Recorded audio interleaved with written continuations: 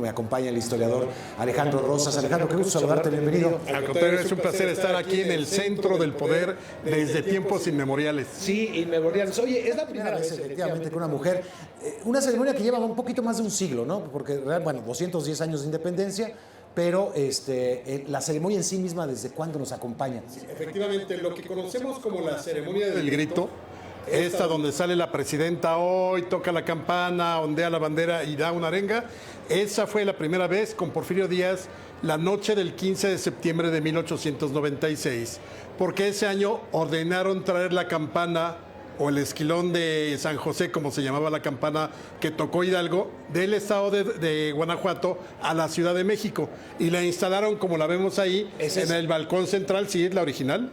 La instalaron en el balcón central. Y esa fue la primera vez que se celebró la independencia, cuando el presidente salió, tocó la campana y ondeó la bandera. Seguramente ese día no hubo arenga, porque como no había altavoces, pues quizá lo único que dijo Porfirio fue: háganse para acá para que me escuchen, porque de otro modo, ¿tú crees que se escucharan acá? No.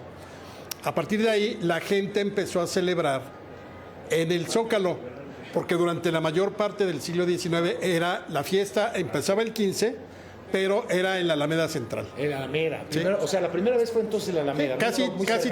Prácticamente desde 1825 hasta 1896, la fiesta del 15 y 16 era en la Alameda Central. Luego se acostumbró por algunos años, algunos sexenios, en que el último año del ejercicio se realizaba en Dolores Hidalgo. Sí. La cuna, digamos, de la independencia. Eso se rompió después, ¿no? Ya Fíjate no era... que el último que yo recuerdo haberlo hecho, creo que López Obrador no lo hizo. Creo que no. Pero yo me acuerdo perfectamente del grito del Bicentenario. El presidente Calderón lo dio aquí temprano, a las 11, y luego se fue, estaba a las 4 de la mañana, allá en Dolores, más o menos, que es la hora donde se dicen, según cuentan las crónicas, que dio el llamado a la guerra y a la independencia, ¿no? Ahora, es importante, en tu punto de vista, sí es un cambio importante el que por primera vez una mujer encabece esos festejos como, pues, la presidenta del Ejecutivo. Es importante por lo que significa que después de 201 años de república tengamos una mujer presidenta. Eso me parece que es lo relevante. Ahora, me imagino que para el presidente o presidenta el estar aquí la primera vez se han de levantar con nervios, o sea, no es cualquier cosa de gobierno, o sea, igual estás acostumbrado a nadar entre tiburones y cocodrilos de la política, pero esto es como ese contacto con la patria en un momento tan específico y tan especial como puede ser la Noche del Grito. Entonces, es importante porque vamos a ver por primera vez a una presidenta dando un grito, pero digamos que para presidente en masculino o presidente en femenino, de todas maneras creo que es igualmente importante. Ahora, dice la presidenta que ensayó, porque sí está nerviosa, y reconoce que ha estado nerviosa. Claro. Pero que sí es un momento especial, y los errores pueden quedar para la historia, y siempre ha habido algunos presidentes, sobre todo recientemente, que hacen algunos cambios a aquella arenga. Supongo que también habrá en este momento alguna mención a las mujeres de la historia y estas cosas, ¿no? Mira, a las mujeres las vienen mencionando ya desde Fox. Yo me acuerdo que por ahí ya hay grito así. No hay un script, ni hay un guión, ni hay una ley que te diga esto tienes que gritar. Generalmente empiezas con el vivan los héroes que nos dieron patria y libertad, y entonces viene la letanía de nombres de hombres y mujeres insurgentes, ¿no? Y ya luego como que el toque final es el toque especial de cada gobernante. Por ejemplo, Echeverría se le ocurrió decir en uno de sus gritos, viva el tercer mundo, porque él andaba en campaña, porque quería ser secretario general de la ONU terminando, y andaba con el asunto de la tercera vía, era el tercer mundo, ¿no? El mundo en desarrollo. Luego, por ejemplo, uno que acabo de encontrarme porque estaba leyendo sobre los niños héroes, ahora que también se pone de moda en estos días. Carlos Salinas de Gortari en el 92 gritó vivan los héroes que nos dieron patria, Hidalgo, todo, y al final vivan los niños héroes, porque ese año se suscitó la gran polémica por el cambio de los libros de texto y porque salieron los niños héroes y el pípila de los libros de texto. Entonces había como cierta molestia en el ejército, y entonces como para congraciarse otra vez, Salinas gritó vivan los niños héroes. Ahora, por ejemplo, los gritos del presidente López Obrador eran muy, muy curiosos, porque por un lado viva la armonía, creo, viva el amor, eso está muy bien, pero fue el primero que gritó muera la corrupción, muera la desigualdad, 2 o 3 mueras que no se habían escuchado en ningún grito porque generalmente eran en positivo, ¿no? Claro. Viva esto, viva aquello. Él sí, se echó como 20 vivas y luego 3 o 4 mueras. Búsquenlo si quieren. Está muy interesante. A ver, hay muchos mitos además, incluso sobre el propio día. 15, 16 de septiembre, se dice, había algunas versiones de que era porque era el cumpleaños de Porfirio Díaz y que por eso él instauró ese día. ¿Fue así? No, y de una vez para que se queden con este dato y sean el alma de la fiesta esta noche, ahí les va la idea, la historia. A ver, Porfirio Díaz sí nace el 15 de septiembre, pero de 1830, ¿no? Ahí sí, sin duda.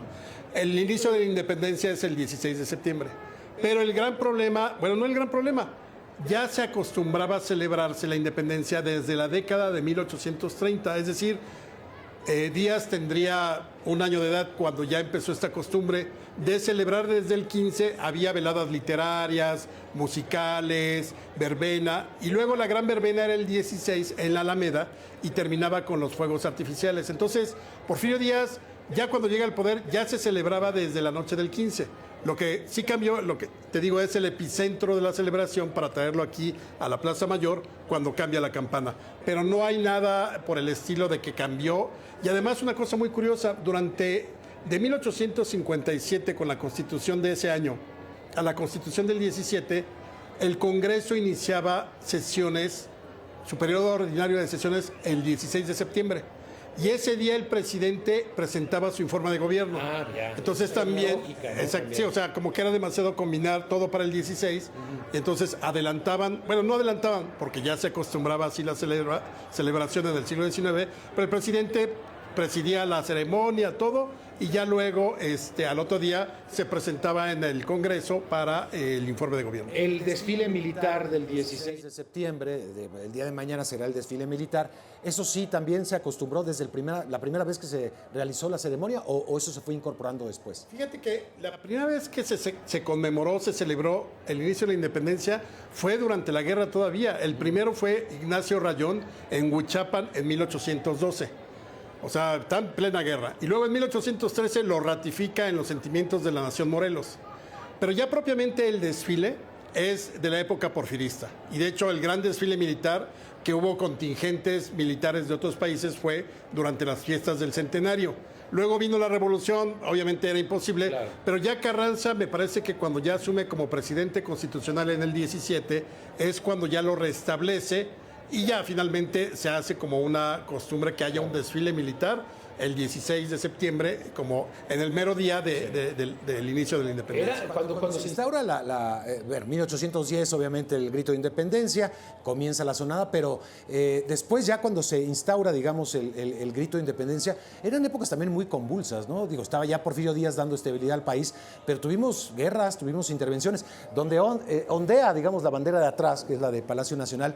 Ondearon 2 banderas en muy poco tiempo relativamente, ¿no? La de Francia y la de Estados Unidos. 26 años después de la consumación de la independencia, o sea, el 14 de septiembre de 1847, ahí estaba la bandera de las barras y las estrellas, porque acababa de rendirse la capital.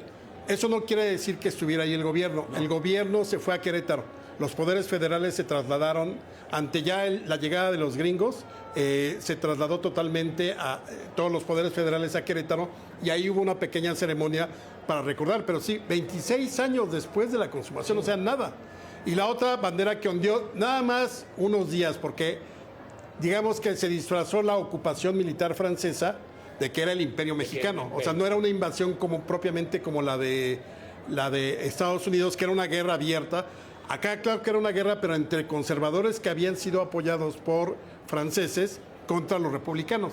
Entonces, durante más o menos, Maximiliano llega en 12 de junio de 1864 aquí a la ciudad.